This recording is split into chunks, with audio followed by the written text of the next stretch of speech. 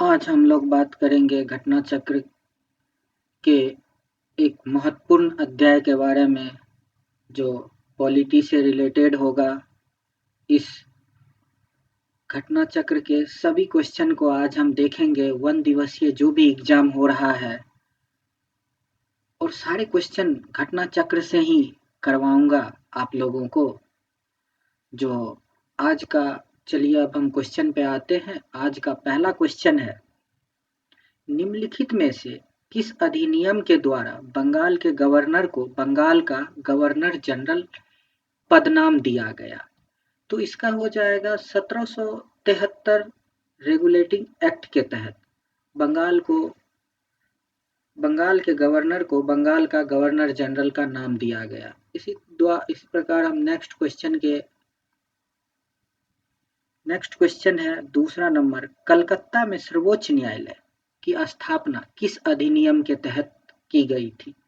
कलकत्ता में सर्वोच्च न्यायालय की भी स्थापना रेगुलेटिंग एक्ट 1773 के द्वारा किया गया था। इसी प्रकार नेक्स्ट क्वेश्चन है, बंगाल का गवर्नर जनरल कौन था? बंगाल का गवर्नर जनरल वारेन हेस्टिंग था। बंगाल का गवर्नर जनरल वारेन हेस्टिंग था। इसी प्रकार हम नेक्स्ट क्वेश्चन पे आते हैं। नेक्स्ट क्वेश्चन है, किस एक्ट के द्वारा कंपनी के कर्मचारियों को निजी व्यापार करने और भारतीयों से उपहार लेने से प्रतिबंधित किया गया था? ये हो जाएगा आपका, ये भी 1773 के रेगुलेटिंग एक्ट के द्वारा ही किया गया था। इसका भी आंसर ए हो जाएगा। इसी प्रकार हम नेक्स्ट क्वेश्चन के तरफ आएंगे। नेक्स्ट क्वेश्चन, पांचवा क्वेश्चन है, कंपनी के राजनीतिक और व्यापारिक कार्यों का पृथक्करण यानी सेपरेशन किस अधिनियम द्वारा किया गया है? इसका हो जाएगा 1784 का पिट्स इंडिया एक्ट के थ्रू। इसी प्रकार हम नेक्स्ट क्वेश्चन अब देखेंगे छठा, बोर्ड ऑफ कंट्रोल का गठन किस एक्ट के तहत किया गया था? बोर्ड ऑफ कंट्रोल का गठन भी 1784 का पिट्स इंडिया एक्ट के तहत किया गया था। इसी प्रकार हम नेक्स्ट क्वेश्चन, सातवां क्वेश्चन देखेंगे,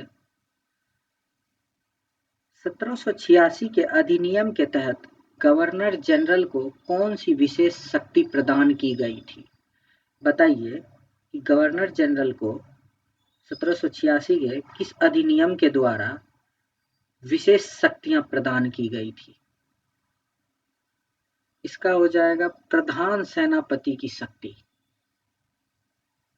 ये सारे क्वेश्चन वन डे एग्जाम में जो भी होते हैं, UPSC, PCS, BPSC, even UPPCS, सभी में सभी के क्वेश्चन है। नेक्स्ट क्वेश्चन अब हम देखेंगे, किस अधिनियम द्वारा भारतीयों की शिक्षा पर प्रति वर्ष 1 लाख रुपये खर्च करने का उपबंध किया गया था? इसका हो जाएगा 1813 का चार्टर एक्ट। अब नेक्स्ट क्वेश्चन पे हम लोग आएंगे। नेक्स्ट क्वेश्चन है, किस एक्ट ने भारत में ईस्ट इंडिया कंपनी के व्यापारिक एकाधिकार को समाप्त कर दिया, चाय और चीनी के व्यापार को छोड़कर? बताइए इसका 9th का आंसर क्या हो जाएगा? इसका हो जाएगा 1813 का चार्टर एक्ट। अब नेक्स्ट क्वेश्चन हम देखेंगे, बंगाल के गवर्नर जनरल को संपूर्ण भारत का गवर्नर जनरल किस एक्ट द्वारा बनाया गया? तो बताइए 10वां क्वेश्चन, किस एक्ट के द्वारा बनाया गया था? इसका हो जाएगा 1833 का चार्टर एक्ट। इसी प्रकार हम नेक्स्ट क्वेश्चन पे आएंगे, भारत का प्रथम गवर्नर जनरल कौन था? William Bentinck, Lord William Bentinck Bharat का प्रथम गवर्नर जनरल था। इसी के बाद हम नेक्स्ट क्वेश्चन देखेंगे, किस अधिनियम ने कंपनी को व्यापारिक एकाधिकार को पूर्णतः समाप्त कर दिया? किस अधिनियम ने कंपनी के व्यापारिक एकाधिकार को समाप्त कर दिया गया?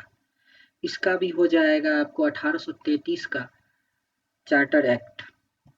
अधिनियम। इसी प्रकार हम नेक्स्ट क्वेश्चन 13 देखेंगे। इसमें गवर्नर जनरल की परिषद में प्रथम कानूनी सदस्य लॉ मेंबर के रूप में किसे शामिल किया गया था? बताइए 13 का किसे शामिल किया गया था? गवर्नर जनरल की परिषद में प्रथम कानूनी सदस्य के रूप में किसे शामिल किया गया था? Lord Macaulay. लॉर्ड मेकाले को शामिल किया गया था। इसका आंसर हो जाएगा। नेक्स्ट क्वेश्चन अब हम देखेंगे। किस चार्टर एक्ट ने सिविल सेवकों की भर्ती में एवं चयन हेतु खुली प्रतियोगिता का शुभारंभ किया था? किस चार्टर एक्ट द्वारा सिविल सेवकों की भर्ती चयन हेतु खुली प्रतियोगिता का शुभारंभ किया था? यह भी हो जाएगा 1853 का चार्टर एक्ट। नेक्स्ट क्वेश्चन पे आएंगे। नेक्स्ट क्वेश्चन है 15। भारतीय Vidhan Parishad Indian legislative council की स्थापना किस एक्ट के तहत की गई थी? ये भारतीय विधान परिषद की स्थापना किस एक्ट के द्वारा की गई थी? तो बताइए 15 का क्वेश्चन आंसर क्या होगा? इनका भी हो जाएगा 1853 का चार्टर एक्ट। इसी प्रकार आप लोग देखते जाएंगे कि किस प्रकार से सिलसिलेवार हम लोग चल रहे हैं। आगे भी इसी प्रकार से आगे बढ़ते जाएंगे हम लोग। नेक्स्ट क्वेश्चन पे आ जाइए। अब नेक्स्ट क्वेश्चन देखिए। भारत का शासन ब्रिटिश ताज के अधीन किस अधिनियम द्वारा किया गया था? नेक्स्ट क्वेश्चन है भारत का ताज ब्रिटिश ताज के अधीन किस अधिनियम द्वारा किया गया था? बताइए 17 नंबर का। ये हो जाएगा 1858 का भारत शासन अधिनियम द्वारा किया गया था। बी नंबर आंसर होगा। नेक्स्ट क्वेश्चन अब देखिए 18 नंबर। भारत का प्रथम वायसराय कौन था? भारत का प्रथम वायसराय हो जाएगा लॉर्ड विलियम बेंटिक। ए नंबर। अब नेक्स्ट क्वेश्चन पे हम लोग आएंगे। भारत के राज्य सचिव पद का सृजन किस अधिनियम द्वारा किया गया था? भारत के राज्य सचिव पद का सृजन किस अधिनियम द्वारा किया गया था? तो बताइए किस अधिनियम द्वारा किया गया था? ये भी किया गया था भारत शासन अधिनियम 1858 के द्वारा। नेक्स्ट क्वेश्चन पे आ जाएंगे। किस अधिनियम द्वारा विभागीय प्रणाली को मान्यता दी गई? किस अधिनियम द्वारा? बताइए इसका आंसर क्या हो जाएगा? 19 का। ये हो जाएगा 1861 भारत परिषद अधिनियम के द्वारा। तीन हमारा आंसर होगा। इसी द्वारा नेक्स्ट क्वेश्चन पे आएंगे।